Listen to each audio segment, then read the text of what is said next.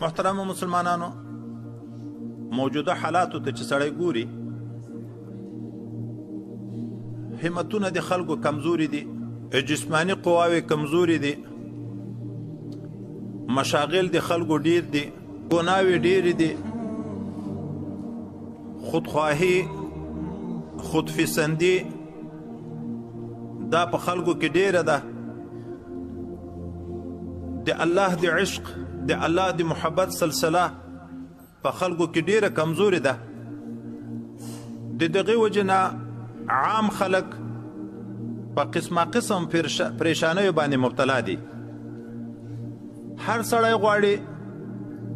چې ما ته خدای پاک راحت او سکون پیدا کړي، او دینی طبقات خو غواړي چې الله تعالی ما ته اصلاحي ترقیم راولي،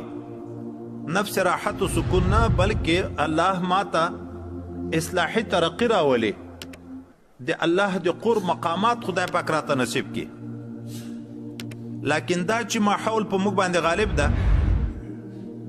دغه لیار مجاهده غواړي. مجاهدي توان په عامو خلکو کې نشته. نو د دغې وجه نه علما کوشش کوي چې یو آسانه لیار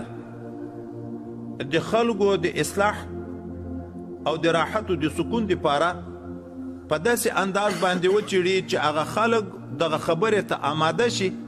څه بوج په دی باندې نه وي، نه ډېر مال پکې لګېږي، نه د بدن ستړی پکې راځي. صرف او صرف دا چې سړی الله طرف ته راجع کېږي،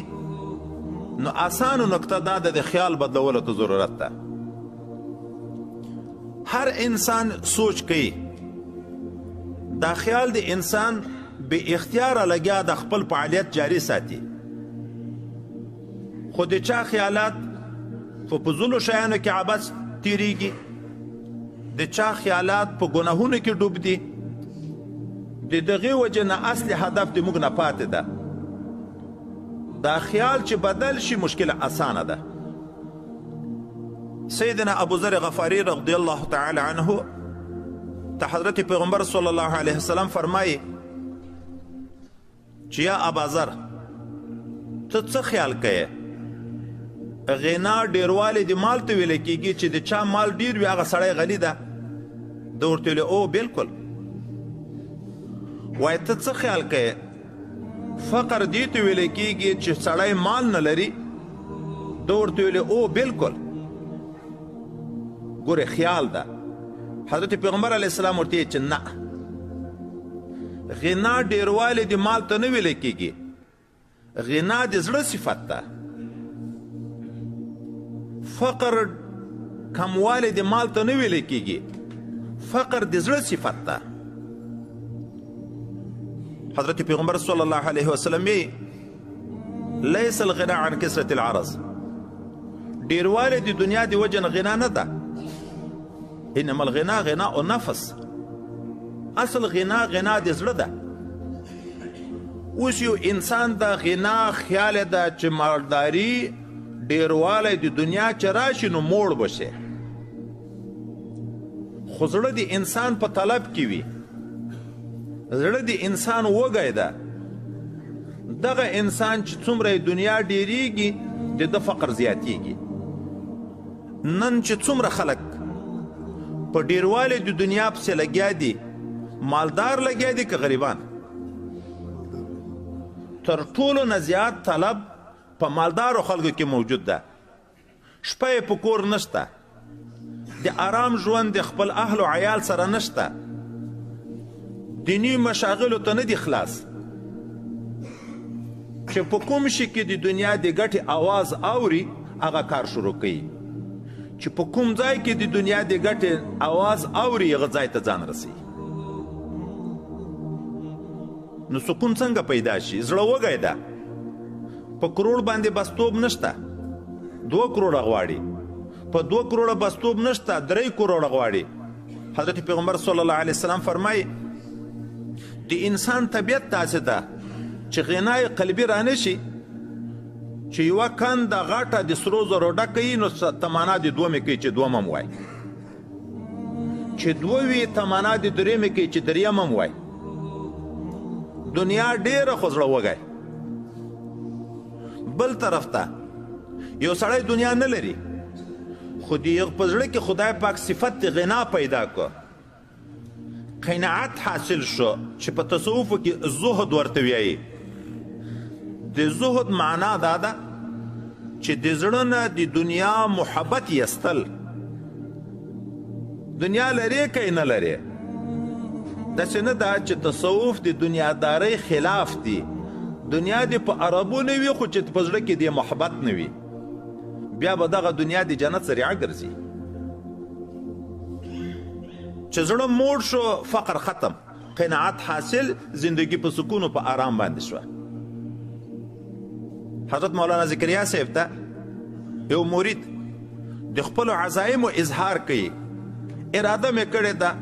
چې دنیایي کاروبار په یو غټ لیول باندې شروع کم او ښه دنیا ډیره کم نو د دنیا به غټ خدمتونه وکم مطلب دا د دینداره سړی د دین خدمتونه به وکم مولانا ذکریا صاحب ورته د وخت ضایع کول په کار نه دي دا اساس غلط سوچ دی تا سره وخت مه ضایع کوه داسې خیال وکړه چې دغه د سهارنپور علاقه دا ټوله د ما ده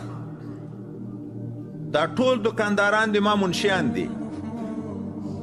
دا په ډفټیو باندې ما مقرر کړي دي راوړل د بل ملک نه د بل ځای نه هم کوي خرڅول هم کوي د دنیا سنبالول هم کوي زه په قدر د حاجت باندې ورځم د دغه دکاندار نه وړه راواخلم د دغه دکاندار نه غوړي راواخلم د دغه دکاندار نه سبزي راواخلم د ما حاجت د دغه نه پوره کیږي دا نور ټول د ما دپاره لګیا دي وخت ذات عبادت ته ورکه چې دا ټول دا د فرض کړه چې دا ټول بازار د ما ده د لوږې خوف ورک شو خیال بدل شو د لوږې ډار او خوف ورک شو ټول خلک د ما دپاره لګیا دي خو زه باید الله ته رجوع وکم د خدای پاک په عبادت کې ځان مشغول کم دا وی چې ما چې دغه سوچ وکړه بس آرام و راحت پیدا شو چې هغه خپل څومره عزایم یې و چې داسې فیکټرۍ جوړې کړه دا وکړه دا په کروڑونو روپۍ غواړي اندېښمن به یې چې دا روپۍ به اوس څنګه پیدا کوم بیا دغه سنبالول غواړي د اصل سرمایه به هم پیدا کوي بیرته نورې ګټې به هم کې کوي خیال بدل که مشکل حل ده نن د چا په خیال کې حب د دنیا ده د دغې وجه نه پریشانه ده چا په خیال کې حب د ګناه ده د هغې وجه نه پریشانه ده د چا په خیال کې حب د عزت ده عزت غواړي ځان ته په دغې کې پریشانه ده چا په خیال کې حب د قدرت ده د قدرت په حصول کې پریشانه ده که سړی خیال بدل کی مشکل به حل وي دا چې اوس دغه خیال به څنګه بدلیږي نو د خیال ځای بدل کا د خیال ځای زړه ده تصور چې کوي هغه زړه کوي اوس د زړه د خیال د هغه د کنټرول د هغه د اصلاح کوشش شروع کا لیکن مولانا ذکریا صاحب وی چې ډیر دینداره طبقه خلک خطا دي په دې مقصد کې دوی د ظاهر نه کوشش کوي باطن اصلاح کوي په نفلو زور کوي په خولې په اذکارو زور کوي په روژو زور کوي په صدقو زور کوي چې د دغه نه به زړه اصلاح شي اما موږ چې ګورو ډیر خلک داسې وي